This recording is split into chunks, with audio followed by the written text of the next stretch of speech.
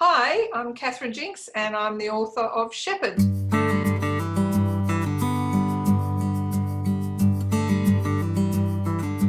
Brought to you by the Wilbur and Niso Smith Foundation, the Adventure Society is a book club for adventurous people. In each episode, we try to bridge the gap between an author and their readers, asking about everything, from their latest book, how they got where they are today, and their strangest Google research. In this episode, we called Australia to talk to Catherine Jinks, the author of Shepherd. Shepherd's about a boy called Tom, who's a convict who was transported to Australia in the 1840s, and he fetches up on a farm because that's what convicts were often just given out to the homesteaders like slaves. And he's only 14, but he ends up in this shepherd's hut, which is kind of a long way from the homestead. There were three convicts looking after flocks of sheep out in the middle of nowhere, and something happens whereby a former shepherd shows up and is like basically a psychopath, and it's just a chase where he's trying to get away from this guy and escape. And it's just, it's a kind of I suppose I might be anticipating a question, but I originally wrote this as a screenplay, which I did because I'd been hired to write a screenplay from one of my books. It's never been made into a movie yet, but the process I thought was interesting, and I thought, let's see if I can write an original one. And I thought it would be good to do a thriller. So I wrote this screenplay, and I couldn't get any kind of traction. So I thought, well, I'll turn it into a book and see how it goes. And could you tell us a little bit about the story of your first publication? How did you find that process? How did you find your publisher? I was lucky. I knew a person who knew an agent, a literary agent, and I sent my first book. I was 24, and I sent my first book off to her, and she said, yep, we can get this published, and she did. So it was one of the easiest friggin' things, I swear to God. It didn't do very well, but the second book did well in Australia, kind of thing. I've been a writer. I've been publishing novels for 30 odd years now, I think, yeah. Most of them have been for kids, teenagers, or sort of children's books. I've done every kind. I've done from picture books all the way through to adults, and really wandered around in the genres too, from historical and some romance and science fiction and horror, and I just like to mix it up.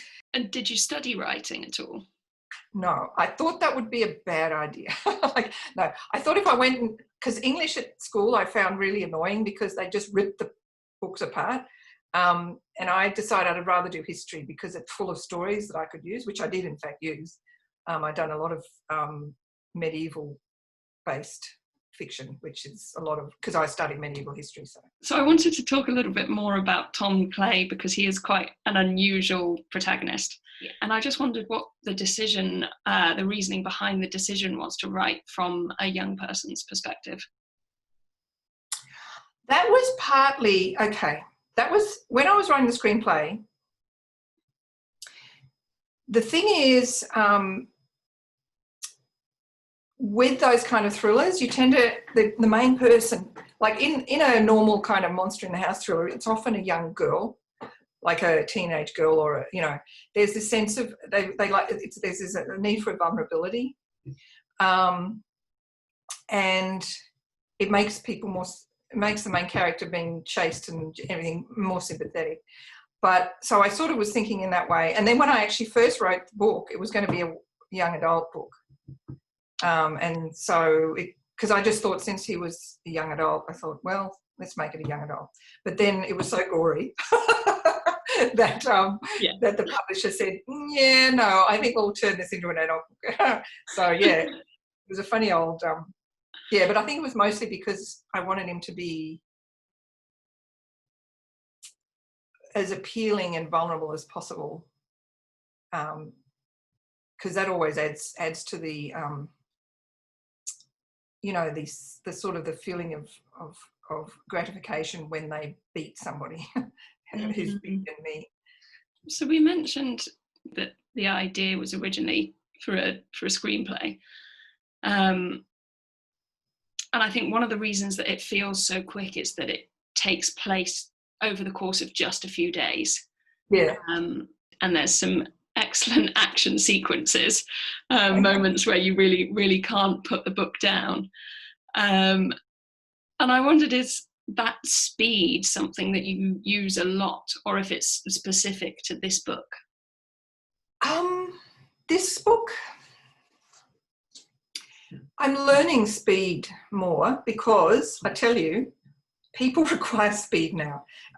People's reading habits, especially young people, you have to keep the pace going.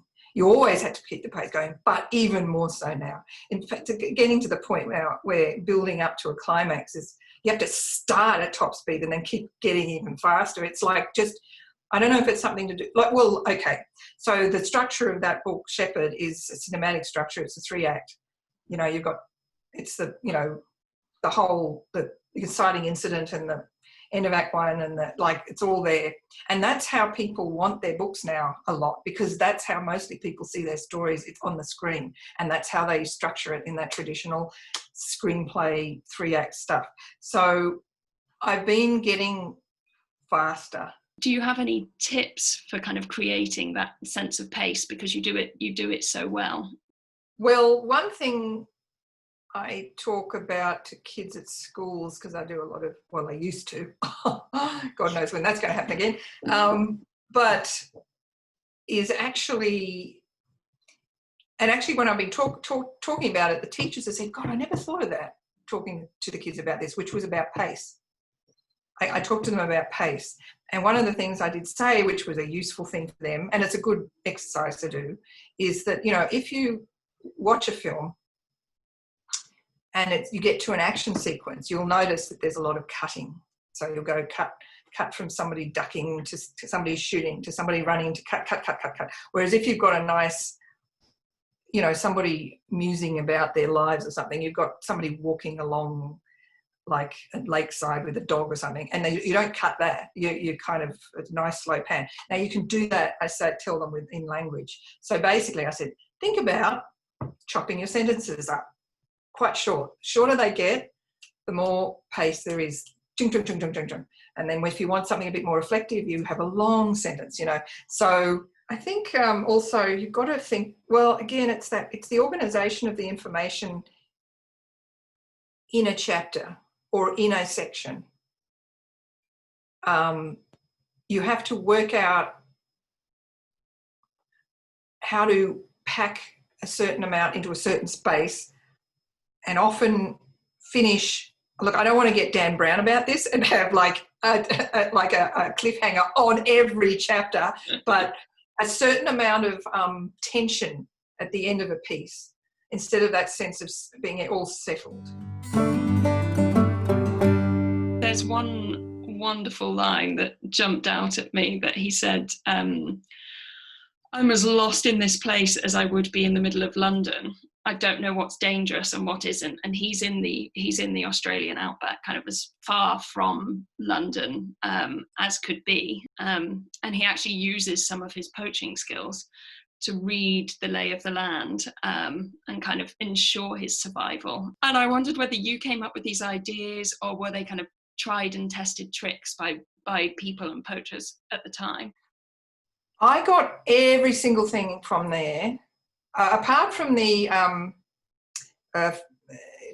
learning about the, I mean, I know something about bush food just from being in Australia, but most of those tricks I actually picked up. They're historical. I didn't make any of them up. There was a book about poaching, like a 19th century book about, I think it was like, I don't know if it was the 1830s or 1880s, but it was all up on the, you know, on the internet.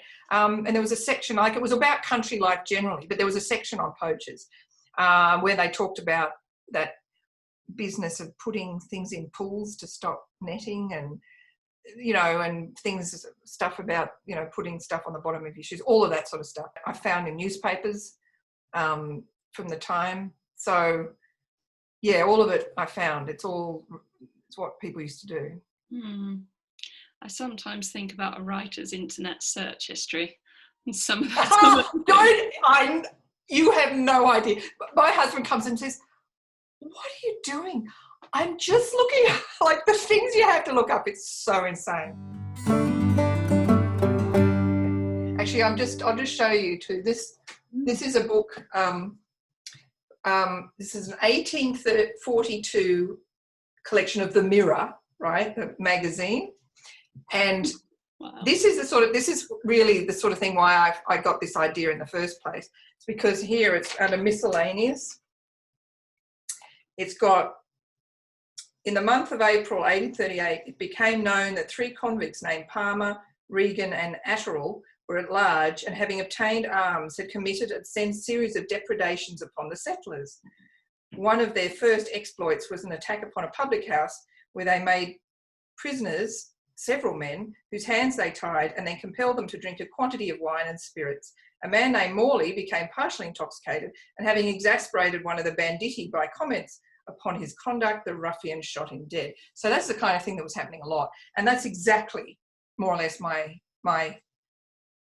villains, and it was happening a lot. So just by sort of looking at this kind of thing, you got the story there. Yeah. So did you have a moment when you read that extract and you went, "Oh, hang on, I can draw from this"?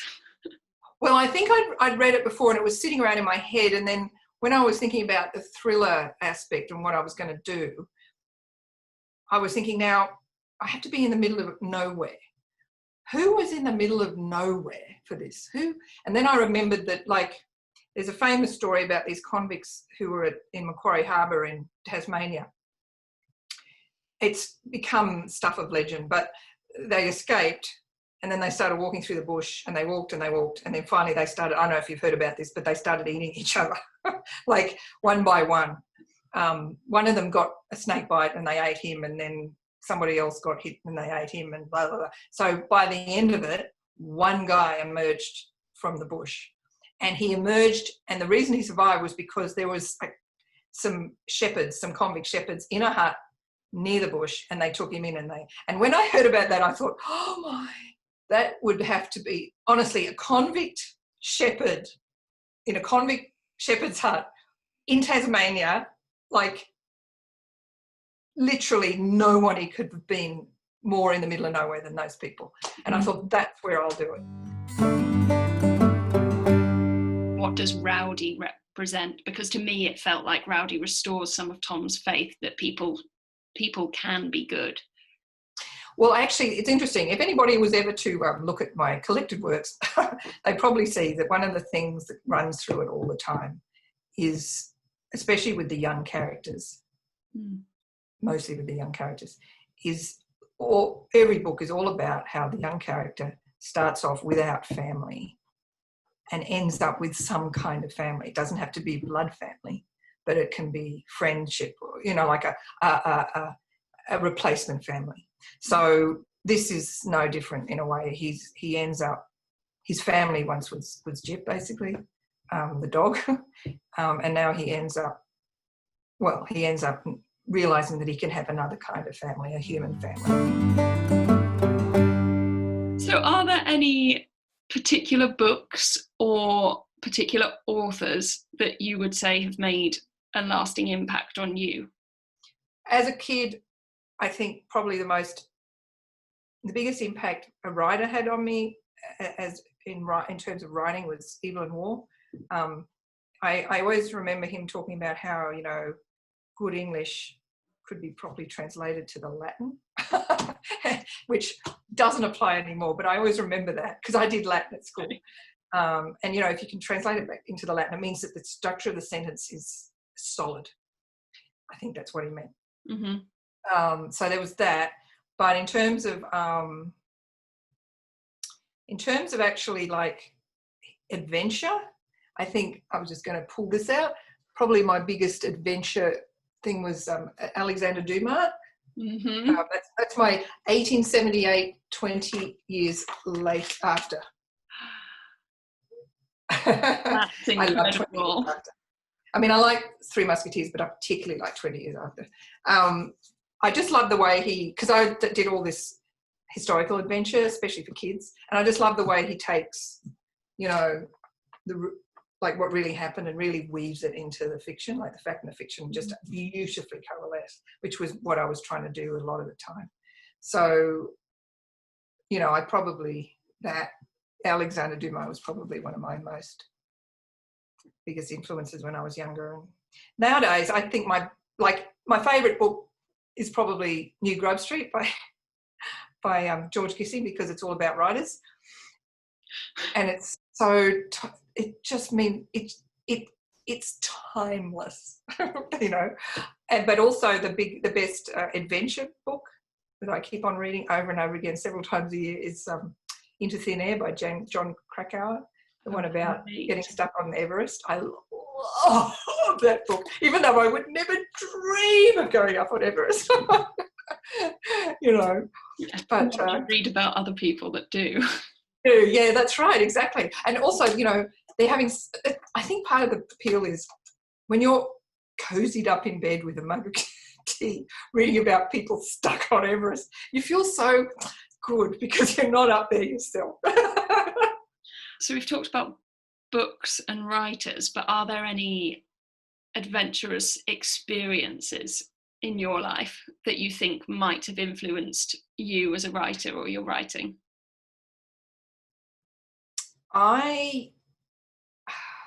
Look, to be honest, I'm one of these people who gets bored very easily, but is incredibly risk averse. So that's why I'm a writer, because that means that you make really interesting things, but you don't have to take any risks. I'm not a risky person.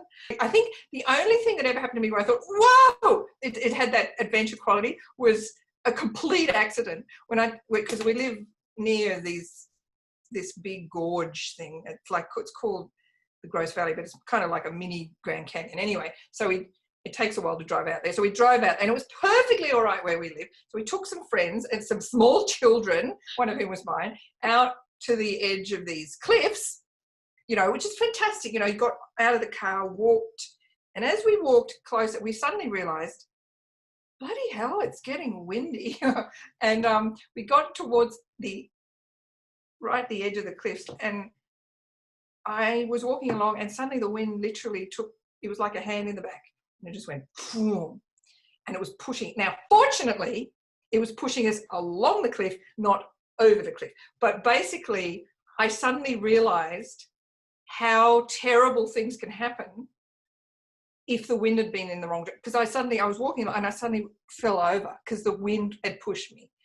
The wind was we went, oh my God, we have done such a stupid thing here. Let's quickly get away. We've got small children here. So we were like, we had to get back, bent double going along like this so we didn't get blown, you know.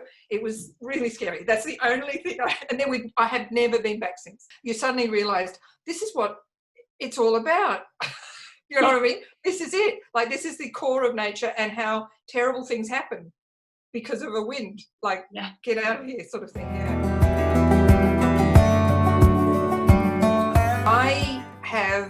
I use music, and I also, when I'm teaching writing, I get people to use music because it's just, for example, when I'm creating a story, I like to find theme music the way you would have for a film, because with a film you hear theme music and it puts you into the whole world instantly, like with, I don't know, Star Wars or whatever, you know, you just instantly get it.